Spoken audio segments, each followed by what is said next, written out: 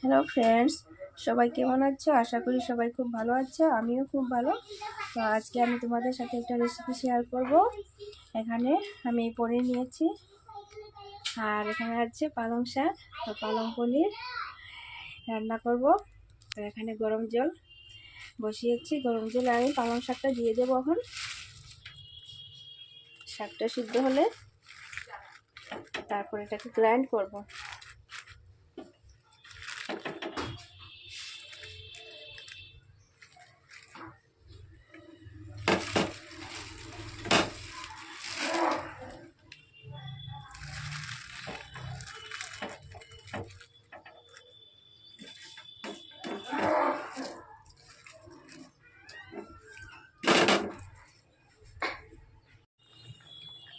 সিদ্ধ হয়ে গেছে, এখন আমি এটাকে তুলে গ্রাইন্ডারে গ্রাইন্ড করে নেব।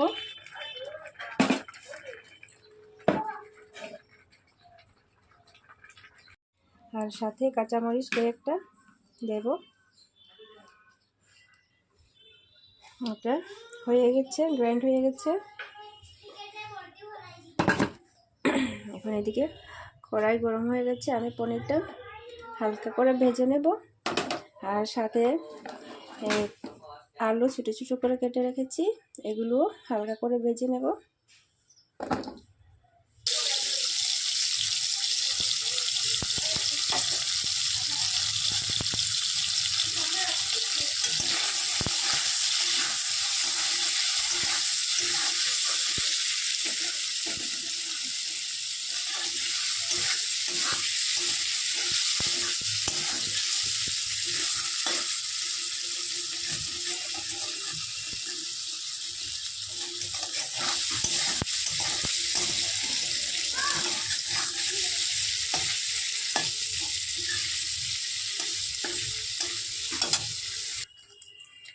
আর এই তেলে আমি আলুটিকে ভেজে তুলব।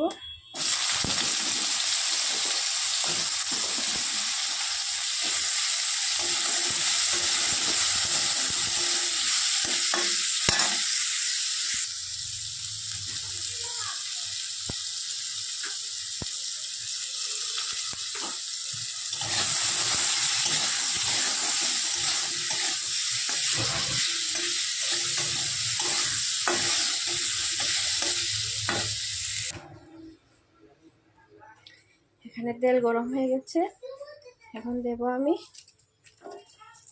তেজপাতা আর একটা শুকনো লঙ্কা।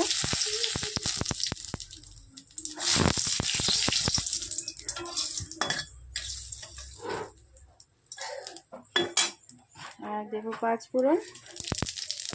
এই রেসিপিটাতে আমি পেঁয়াজ রসুন অ্যাড করিনি, এটা সম্পূর্ণ নিরামিষ। 5 ফোড়ন দিয়েছি। আর এখন দিয়ে দেব পালং শাক। পালং শাকটা কেউ ইচ্ছা করলে কালো জিরে দিয়ে করতে পারে, আমি এখানে 5 ফোড়ন ইউজ করলাম।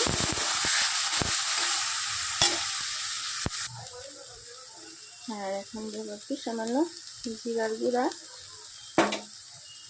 শুকনা লঙ্কা গুঁড়া। এখন ভালো করে কষিয়ে নিতে হবে। দেবো একটু হলুদ গুঁড়া, আর দেবো পরিমাণ মতো লবণ। এটাকে ভালো করে কষিয়ে নেব।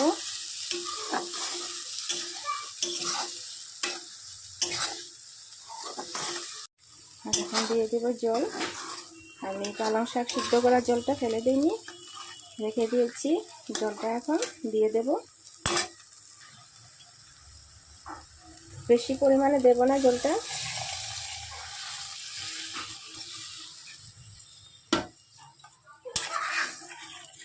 বাস এতটুকুই হবে।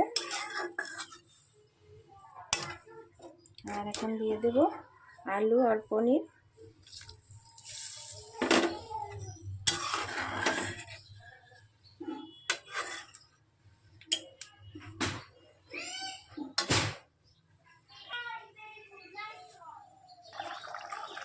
হয়ে গেছে আমার।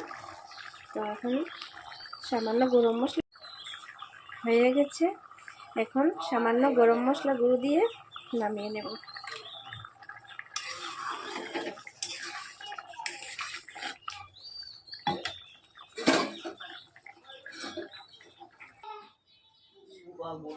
দেখো ফ্রেন্ডস, কি সুন্দর লাগছে, খুব ইয়াম্মি লাগবে খেতে। তো রেসিপিটা কেমন লাগলো কমেন্টসে জানাবে, আর ভালো লাগলে লাইক করবে। দেখা হবে আরেকটা রেসিপি নিয়ে। সবাইকে বাই বাই।